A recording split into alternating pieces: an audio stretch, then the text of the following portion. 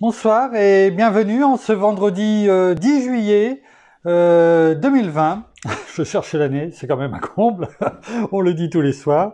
Et nous en sommes rendus à la méditation numéro 112 dans le livre de notre ami pasteur Jean-François Denis, le psaume des temps modernes. Et nous allons, sans plus tarder, regarder ensemble comment s'intitule, comment dirais-je, dont a été oint pasteur Jean-François. Et ce soir, cela va être une méditation un petit peu différente des autres fois. Bien entendu, nous allons prendre ensemble et lire ensemble le poème, bien entendu, et nous allons méditer, je dirais, au travers de certains mots et un témoignage, une histoire sous forme de témoignage. Je pense que vraiment, je suis sûr que le bien-aimé Saint-Esprit encore a conduit toute chose ce soir au travers du poème déjà dont a été oint pasteur Jean-François il y a sûrement bien longtemps, parce que n'oublions pas que ce livre des psaumes des temps modernes, c'est comment dirais-je, un travail sur ces 5 dernières années. Et voilà, ce n'est pas simplement sur une année, sur 2 ans. C'est 5 ans de persévérance pour écrire ce livre, de ce recueil de poèmes, de psaumes des temps modernes, afin que vraiment nous soyons bénis au travers de ce qu'il a écrit, de ce qu'il a été oint, mais aussi au travers de ce que la parole veut nous révéler chaque jour, au travers de ce qui a été écrit. Alors, commençons à la lecture de ce psaume numéro 112. Le titre de ce soir, c'est « Si le sel perd sa saveur, avec quoi la lui rendra-t-on » Il peut arriver que le fumier ait plus de valeur que le sel ayant perdu sa saveur. Il peut, le fumier, être utilisé comme fertilisant afin de fertiliser le sol de notre jardin où nous avons semé. Alors que le sel ayant perdu sa saveur n'est seulement bon à part nos pieds être foulés. Nous sommes appelés à être le sel de la terre. C'est ce à quoi Jésus souhaite que tu adhères. Car c'est seulement à ce moment que tu dégageras toute cette saveur qui fera de toi, pour lui, un véritable igniteur. Je fais juste une parenthèse, igniteur, c'est-à-dire c'est un outil pour allumer. Comme un briquet. Exemple, un briquet qui est un synonyme. Voilà. Donc, qui fera de toi, pour lui, un véritable igniteur. On comprend. Donc, un outil pour allumer. C'est à travers cette faveur que d'autres en viendront à le connaître comme Seigneur et Sauveur. Pourquoi donc aspirer à cette vie de tiédeur lorsque plusieurs sont rattachés à vivre avec lui cette relation en profondeur? Quel avantage y a-t-il à être comme le monde plutôt que de rechercher avec lui cette relation profonde? Si tu désires percer l'indifférence et accroître ton influence, je t'invite donc à semer autour de toi cette différence qui touchera certainement le cœur de ceux et celles qui sont dans la souffrance. Nous sommes incités non à diluer, mais à proclamer. Nous sommes défiés non à régresser, mais à avancer. Nous sommes exhortés non à stagner, mais à évoluer. Nous sommes enseignés non à conserver et garder, mais à changer, s'adapter et se renouveler. Nous sommes encouragés non à nous conformer, mais à communiquer, persuader et son évangile prêcher. Nous sommes appelés à être différents, car c'est cette différence qui communiquera aux autres ce désir de changement. Sinon, À quoi bon vouloir changer?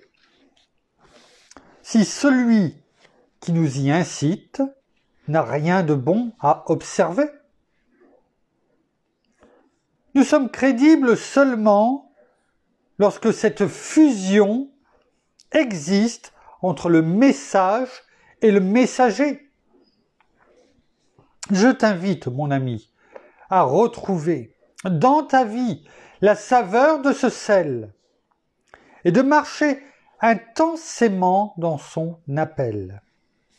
Cet appel, sans lequel tu communiqueras autour de toi cette soif de changement, qui influencera une génération à se lever et vivre en lui ce revirement, d'avancer pour lui par la foi droit devant. Si le sel perd sa saveur, s'il devient fade, il n'est ni bon pour la terre, ni bon pour le fumier. C'est dire que ce sel a maintenant moins de considération que ce moyen de fertilisation. Je vous le dis, mes amis, vous valez bien mieux que du fumier. Alors, vivons cette fusion totale entre le message et le messager. Merci Père, merci Seigneur, merci bien-aimé Saint-Esprit, une fois de plus pour ce message, ce poème numéro 112, et permets une fois de plus, bien-aimé Saint-Esprit, que ton enseignement dans le nom de Jésus nous touche, nous fortifie, oui, nous conduit à élever nos voix, mais aussi nos yeux vers toi, et de recevoir une fois de plus ce baume, cet enseignement, cette parole, ces commandements, afin que nous les mettions surtout en pratique et que cela nous amène à méditer, à comprendre qui nous sommes et ce que tu veux que nous soyons. À toi toute la gloire, Père, dans le nom de Jésus.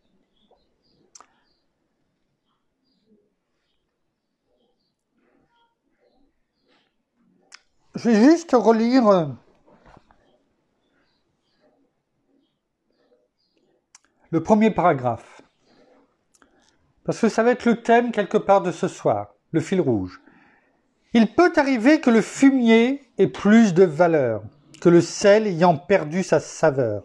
Il peut, c'est-à-dire le fumier, être utilisé comme fertilisant afin de fertiliser le sol de notre jardin où nous avons semé. Alors que le sel ayant perdu sa saveur n'est seulement bon par nos pieds être foulé. Oui. Si le sel perd sa saveur, avec quoi la lui rendra-t-on?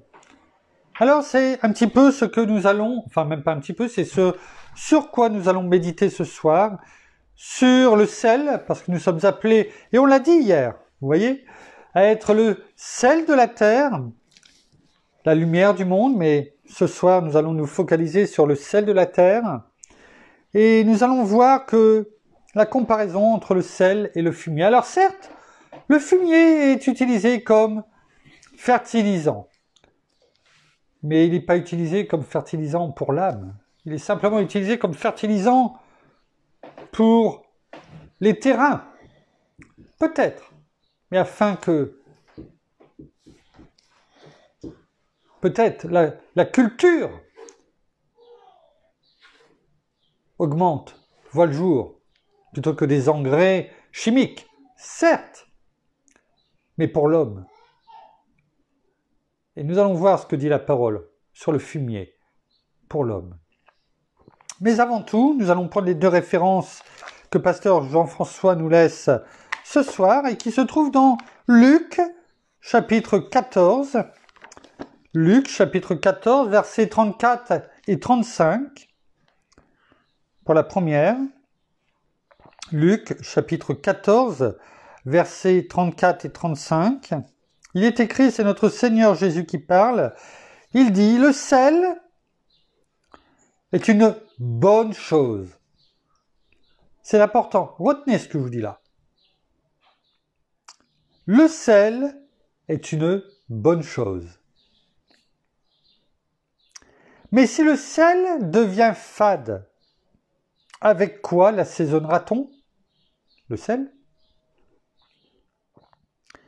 Il n'est utile ni pour la terre, ni pour le fumier. On le jette dehors, que celui qui a des oreilles pour entendre, entende.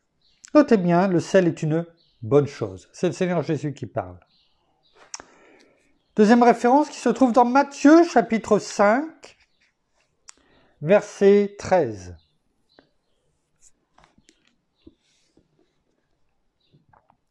Car c'est vous qui êtes le sel de la terre, mais si le sel devient fade, avec quoi le salera-t-on? Il n'est plus bon qu'à être jeté dehors et foulé aux pieds par les hommes.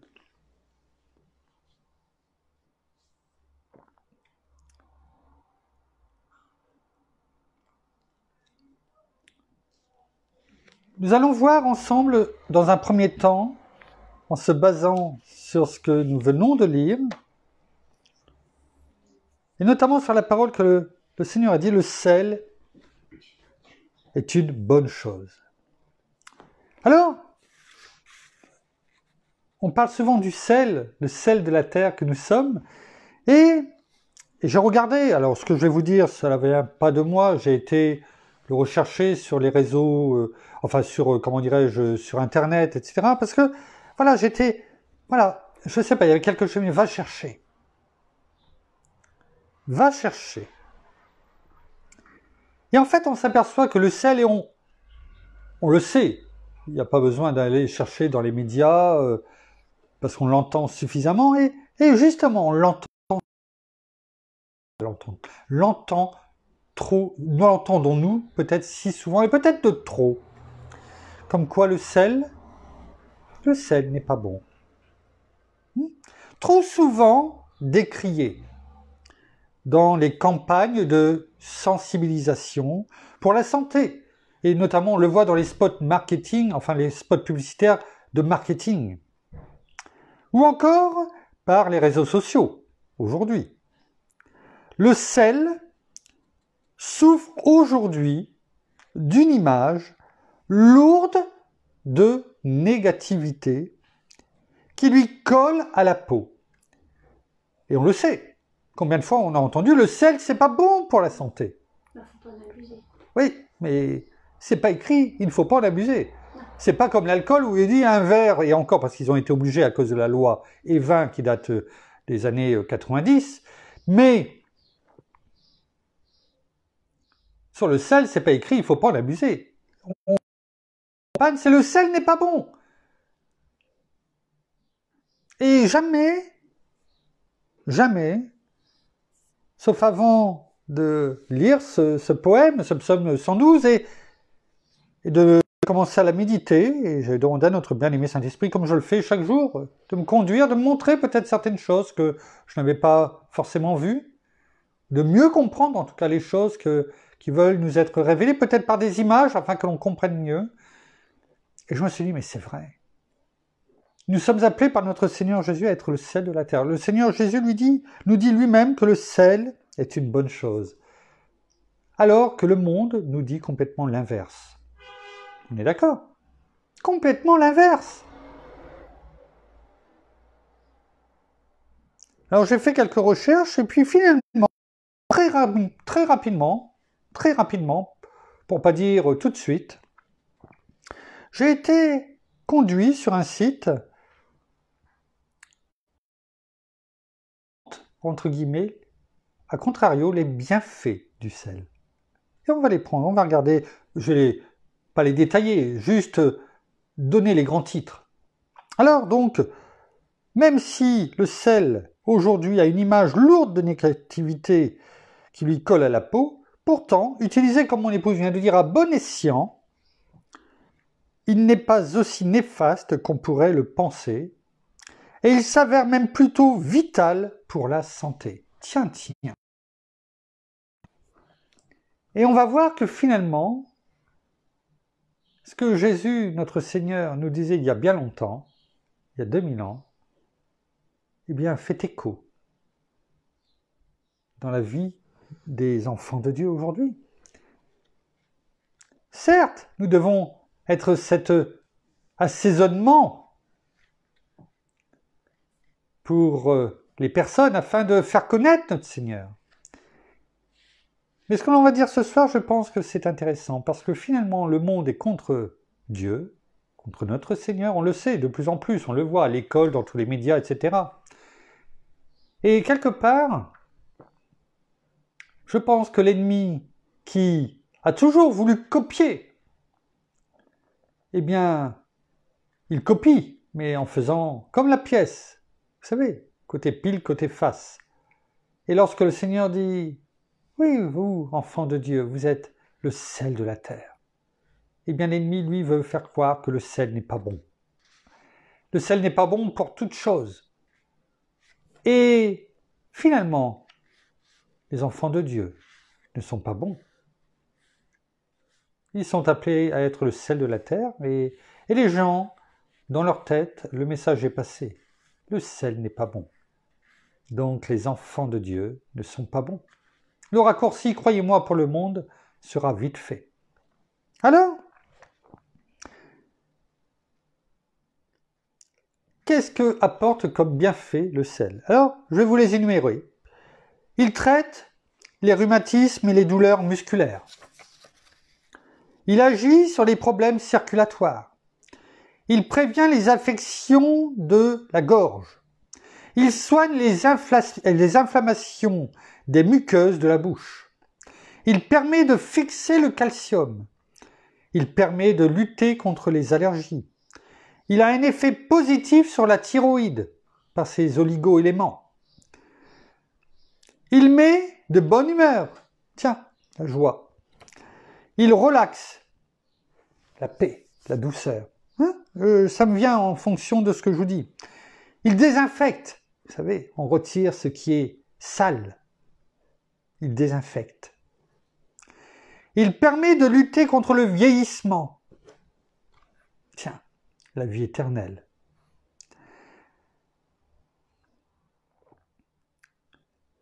Alors, il permet de lutter contre le vieillissement cutané. La peau.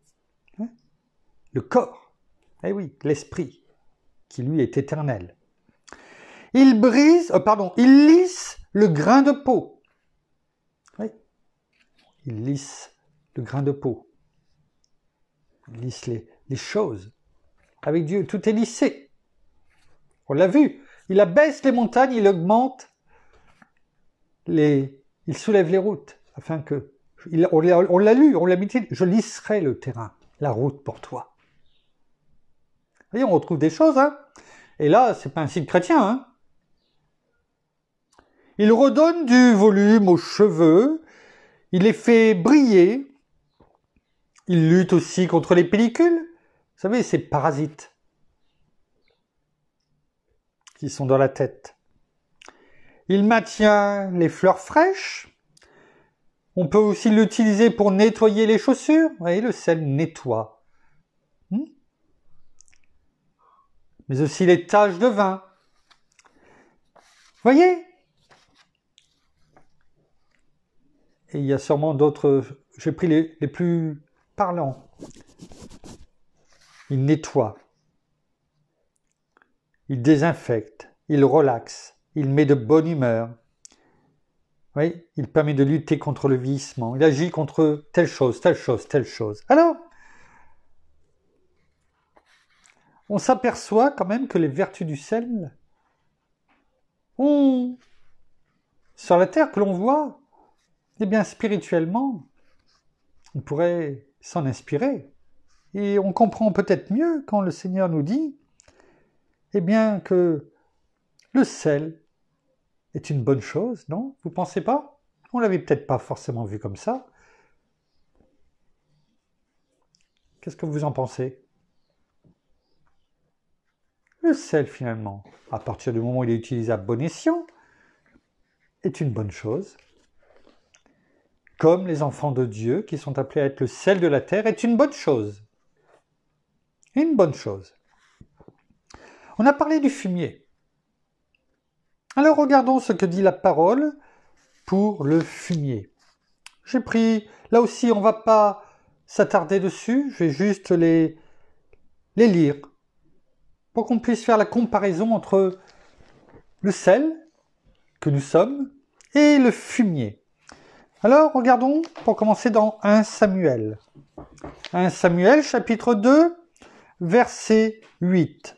Il est écrit, 1 Samuel 2, verset 8, « De la poussière, il redresse l'indigent », c'est-à-dire celui qui est injuste, qui n'a pas fait les bonnes choses.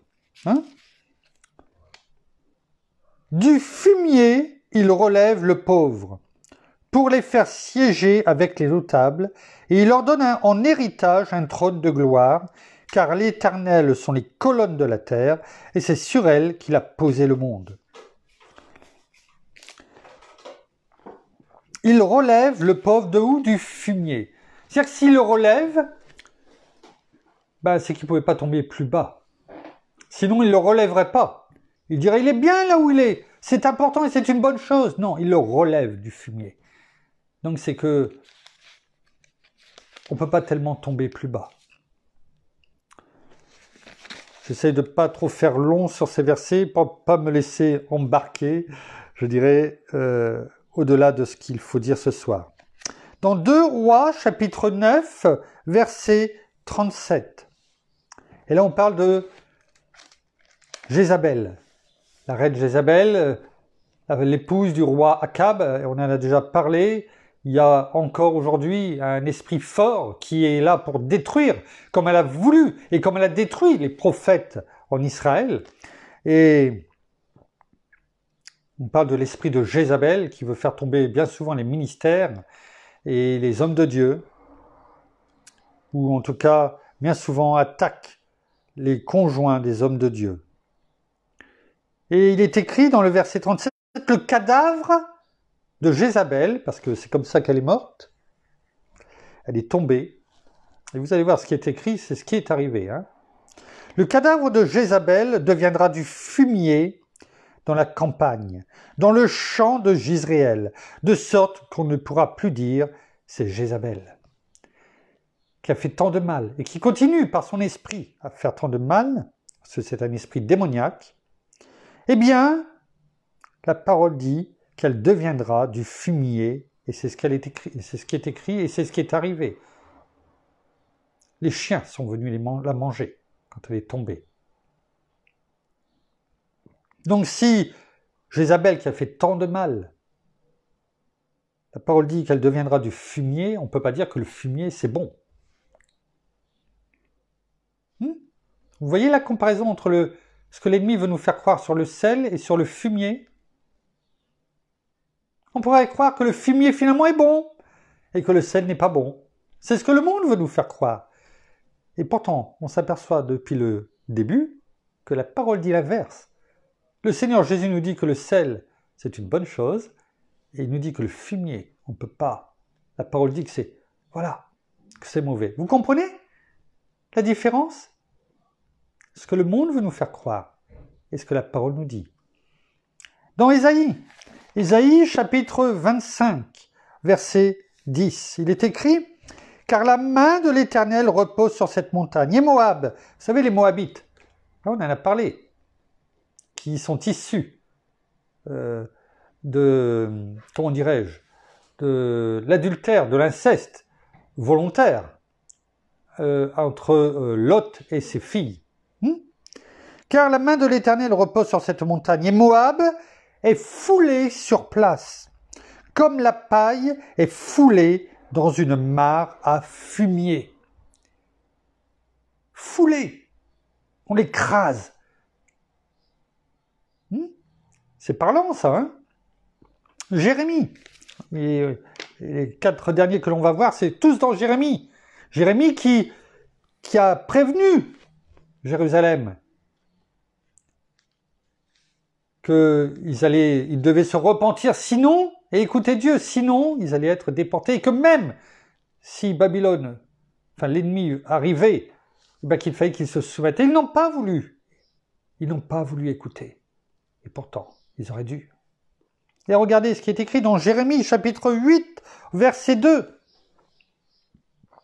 On les étendra devant le soleil, devant la lune et devant toute l'armée des cieux, qu'ils ont aimés, auxquels ils ont rendu un culte, auxquels ils se sont ralliés, qu'ils ont recherchés et devant lesquels ils se sont prosternés. Là, on parle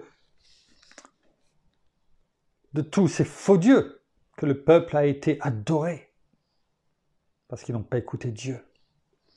On ne les recueillera plus, on ne les ensevelira plus, ils deviendront du fumier à la surface du sol.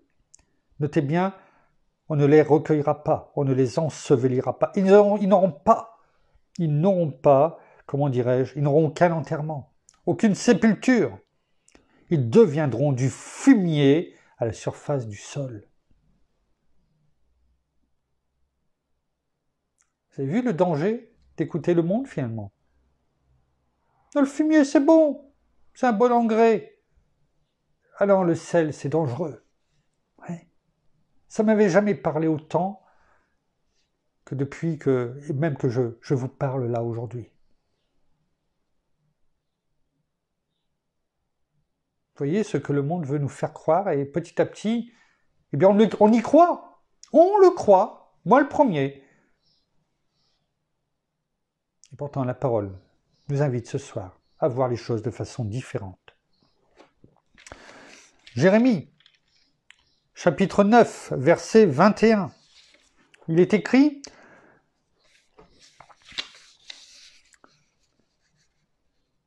Dis, tel est l'oracle de l'Éternel. Les cadavres humains tomberont comme du fumier à la surface de la campagne. Et comme une gerbe derrière le moissonneur, personne ne la recueille.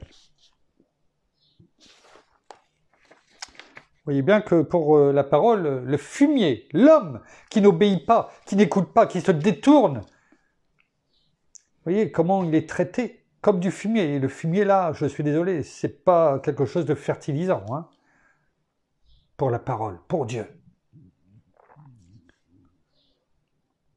Jérémie, chapitre 25. Jérémie, chapitre 16, verset 4. Ils mourront de maladie. Écoutez bien, parce que quand je l'ai médité, ce verset-là,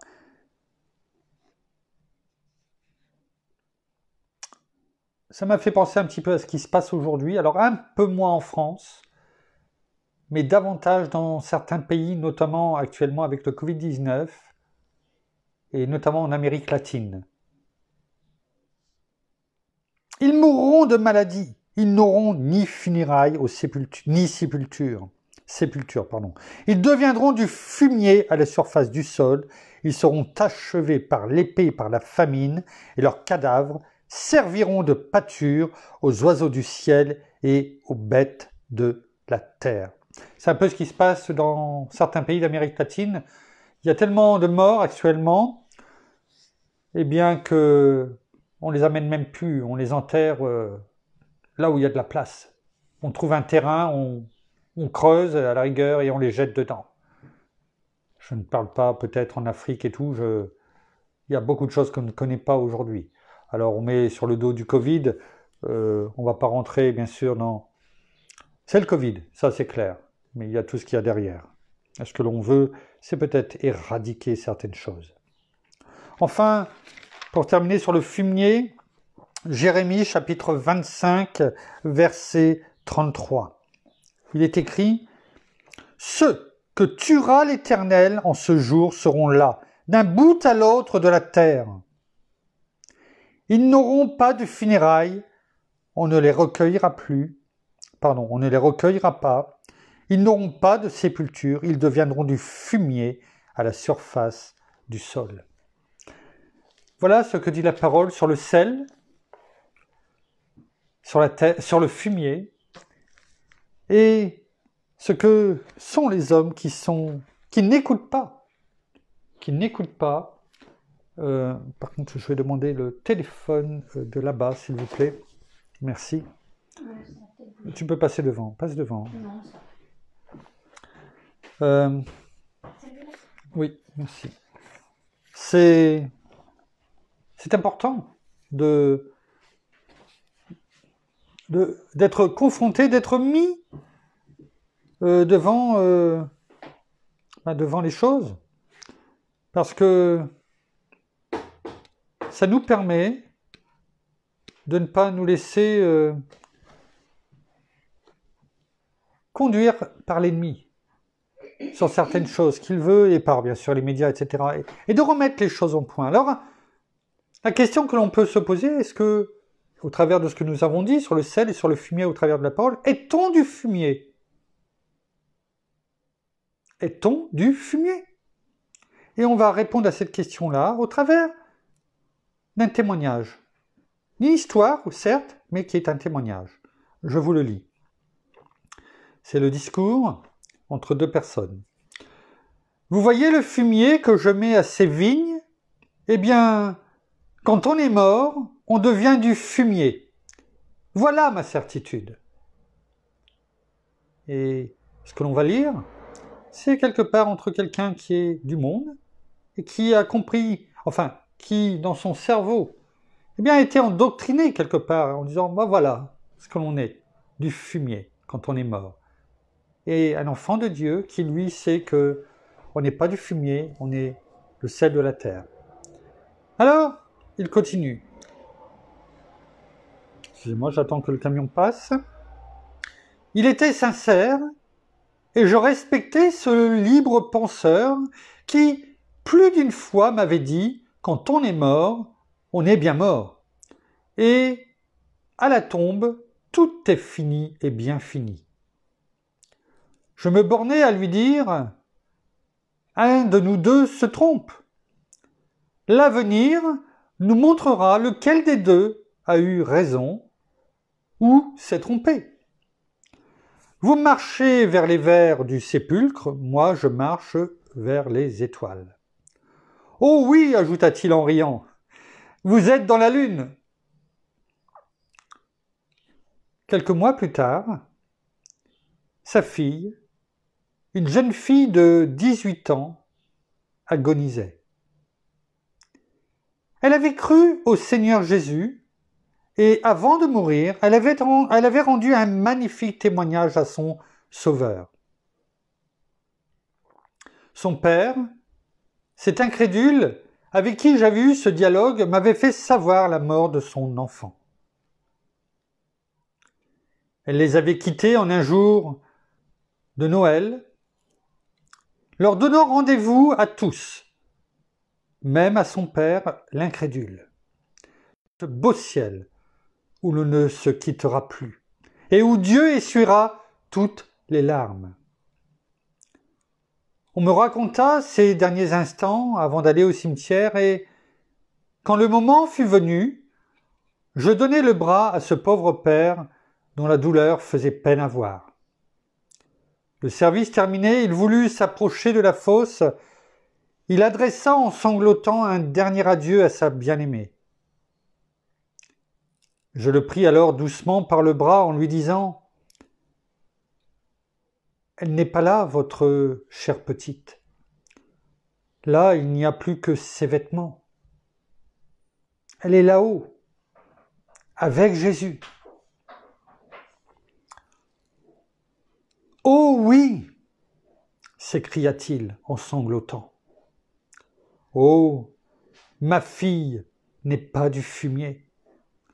J'ai bien vu dans ses yeux qu'il y a un ciel, qu'il y a un Jésus. »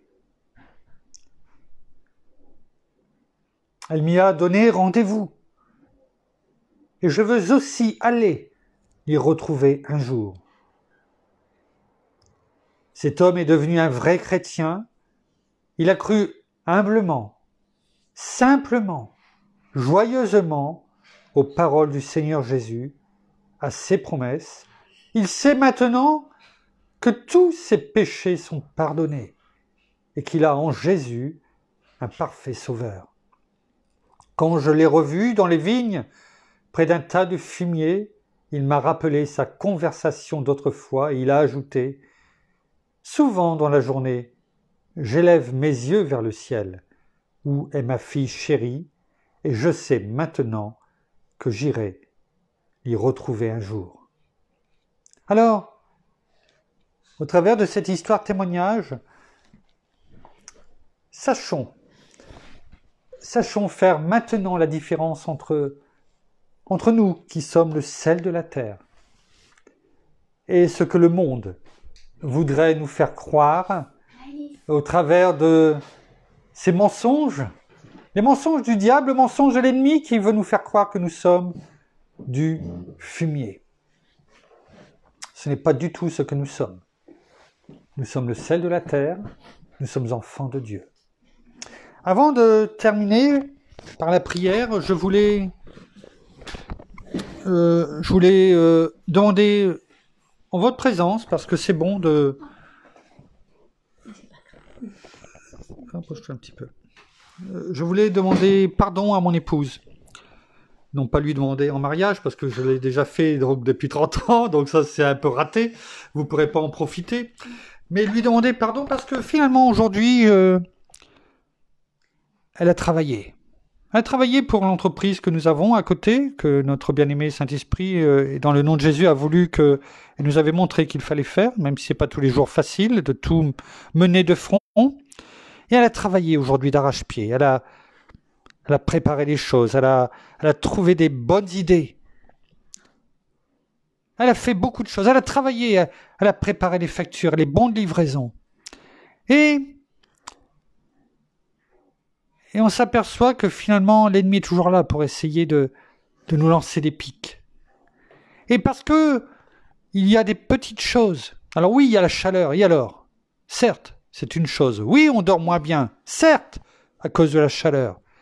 Mais cela ne doit pas être une excuse pour que, quand il y a un grain de sable, eh bien, on vienne simplement mettre le doigt sur ce qui n'a pas été aujourd'hui, alors que c'est représenté peut-être que 5%.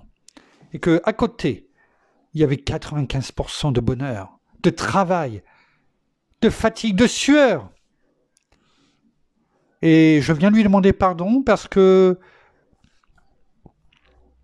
ça m'est revenu un peu avant la méditation et je me suis dit, mais finalement, c'est bien tout ce que tu dis, mais mets-toi aussi en pratique les choses.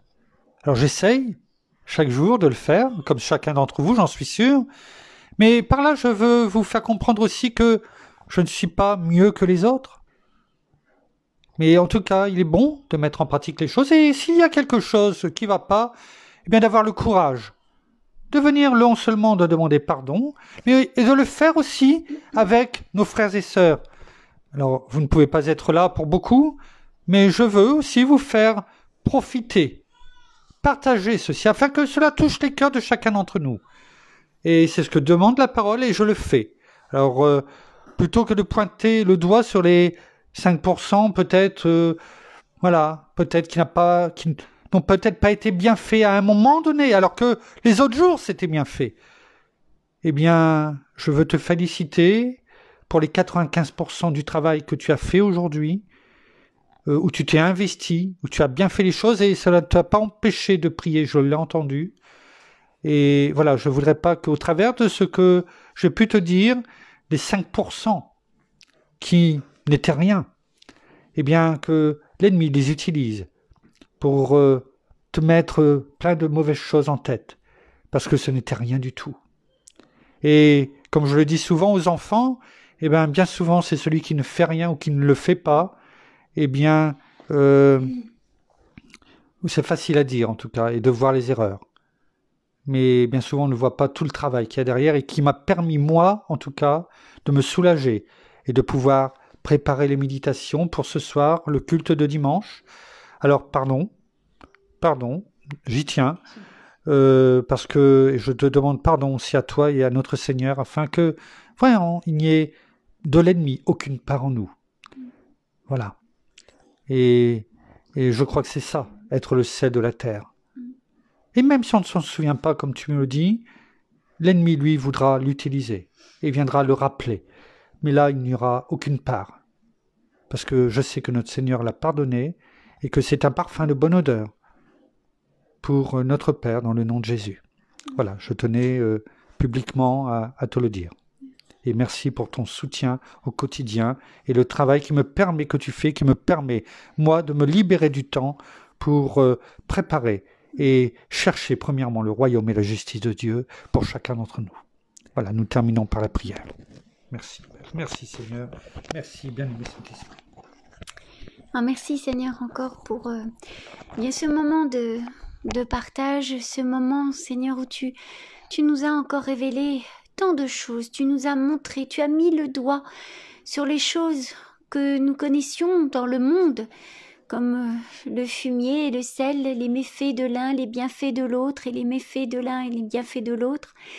Tu nous as tout renversé, tu as permis à ce que nous apprenions et que nous regardions vraiment à l'un et à l'autre. Alors oui, eh bien, après avoir entendu tout ce que nous avons entendu ce soir, eh bien, oui, nous voulons vraiment tous, et je parle pour moi, mais bien sûr pour d'autres aussi, je pense, quand ils auront entendu la méditation et la parole de ce soir, eh bien, oui, nous voulons être ce sel avec tant de saveur, ce sel qui fait grandir, ce qui éclaire, ce sel qui apporte, c'est vraiment tout ce dont nous avons besoin pour continuer d'avancer, pour vivre tout simplement, pour nous améliorer, pour nous fortifier, pour grandir aussi. Et puis, eh bien, merci pour tout cela, et vraiment, mis à part, avec cette méditation, eh bien, nous avons pu apprendre tant de choses encore ce soir. Alors, merci de nous avoir montré, merci d'avoir vraiment ouvert nos yeux, d'avoir permis à ce que nos oreilles entendent, et puis de nous permettre encore toujours d'avancer pas à pas dans chaque domaine, et que nous gardions vraiment cette parole certaine au milieu et en nos cœurs et dans nos vies chaque jour, afin que, eh bien, nous puissions vraiment encore grandir avec toi chaque jour, et que nous gardions, eh bien, ces commandements, les commandements que tu nous as donnés, que nous les gardions et que nous les mettions chaque jour en pratique. Alors oui, il est vrai que, bien, peut-être que pour certains d'entre nous, suivant les certaines choses que nous faisons, bien, ce n'est pas toujours facile, il peut y avoir des combats, il peut y avoir des luttes, il peut y avoir des doutes. Eh bien non, eh bien essayons vraiment de vraiment venir à toi, et vraiment de combattre tous ces doutes, ces craintes, ces tempêtes, ces difficultés, et vraiment d'aller de l'avant avec toi chaque jour, afin que nous puissions les mettre en pratique chaque jour de notre vie, afin que nous soyons ce sel qui a cette saveur chaque jour dans nos vies, et vis-à-vis des autres également, de tous ceux que nous allons rencontrer, ou que nous rencontrons, ou que nous avons déjà rencontrés. Bien, merci encore pour cette soirée, merci encore bien de bénir chacun de nous, nos frères et sœurs, et puis bien sûr tous nos bien-aimés, nos familles, nos proches, et puis bien sûr nos enfants et nos petits-enfants. Et merci aussi d'avoir aussi éclairé bien mon mari ce soir, et j'accepte vraiment bien oui, ses excuses, et puis sa demande en pardon, bien que je ne me souvenais plus trop, mais c'est vrai que nous avons eu très chaud cet après-midi. Il a fallu garder les masques dans une toute petite boutique où il n'y avait pas beaucoup d'air. Compter avec les lunettes, c'était pas évident. Donc voilà, c'est vrai qu'on avait essayé de faire les choses bien. Et voilà, je le remercie beaucoup. Voilà. Soyez tous abondamment bénis. Et bien sûr, je bénis également mon mari, également, dans le nom de Jésus. Amen. Merci. Voilà, soyez abondamment bénis, richement bénis. Nous saluons nos amis au Québec, au Canada, partout où vous êtes. Nous vous souhaitons une très bonne soirée, une bonne nuit, un bon repas. Hydratez-vous aussi, parce que même si vous n'avez pas soif, buvez un verre d'eau. Buvez un verre d'eau. Mais oui, parce que Bien souvent, on croit entre les bébés, les personnes qui sont un peu plus âgées, et même nous. Bien souvent, on dit non, j'ai pas soif. Mais buvez un verre d'eau. Et réécoutez s'il faut cette méditation également, parce que je crois que, oui, ce message est important. Est important. Alors, l'ennemi veut toujours nous faire croire, n'oublions pas, à la fin des temps que, et la parole le dit, à la fin des temps, on appellera bien ce qui est mal et mal ce qui est bien. Vous voyez, c'est un peu ce qui a été vu aujourd'hui. Ce qui ne veut pas dire que notre Seigneur va revenir demain, j'en sais rien. Mais ce que je veux dire, en tout cas, soyons vigilants et demandons ce discernement nécessaire. Merci aussi pour vos prières qui nous accompagnent.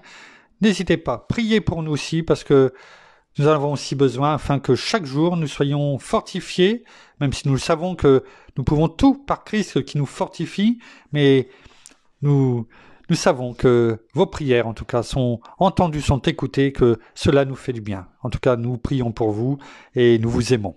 Alors, nous vous donnons rendez-vous demain, au même endroit, normalement à la même heure. Là, il n'y a rien qui se fera, donc 19h. En tout cas, nous vous souhaitons une très bonne fin de journée, une très bonne nuit et à demain. Au revoir.